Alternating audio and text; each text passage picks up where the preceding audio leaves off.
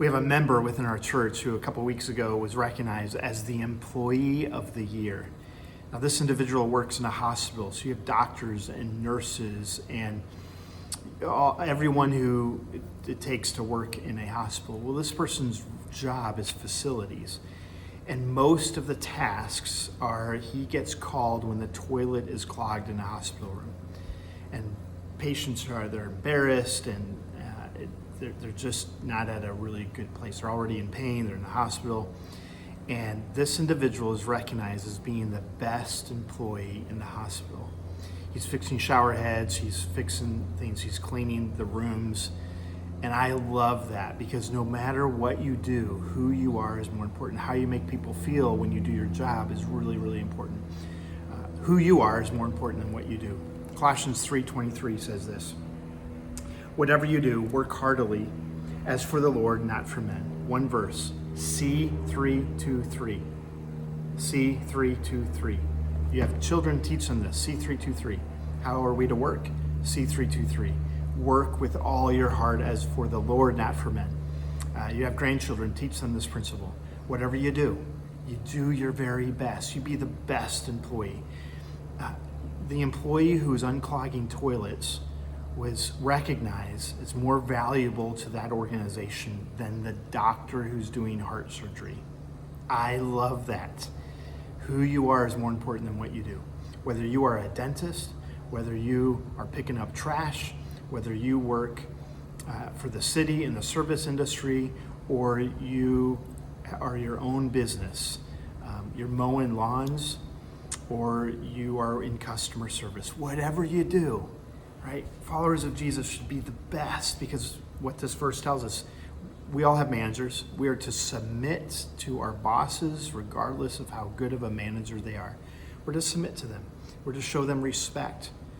And we're to be the best at what we do. Because why? We ultimately work for our Father in heaven. When the boss is away on vacation, when nobody sees you, you're working alone in the office, you work remote, and you could knock off early, you could show up late. Our Father sees us.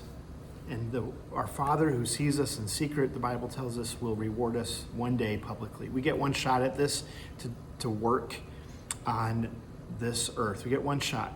And God sees our work. He's ultimately our manager, right? And so we're stewarding the time, talents, and resources that he's given to us. C323. Whatever you do, work at it heartily as for the Lord, not just for men. Jesus, Hebrews 10:12 says this, that when he gave himself as a sacrifice for sins once for all, that's after that work was done, that's when he sat down. He didn't sit down prior to the work being done. He didn't ascend to heaven until the work was done and complete. We all have a job to do today. Let's do our very, very best, because ultimately God sees the work that we do. Who you are is more important than what you do. How you do your job is more important than what you do as well. May that be an encouragement to you. Listen, I know we have a number of retirees in our church. Retirement really isn't a biblical principle. Maybe stopping from a formal job is, but there's always work to be done. There's always an opportunity to invest in the kingdom. So if you are married, men especially, if you are married and you're retired, you still have a boss. You have a boss. It's your wife. That's who you are reporting to. Whatever you are asked to do, do it.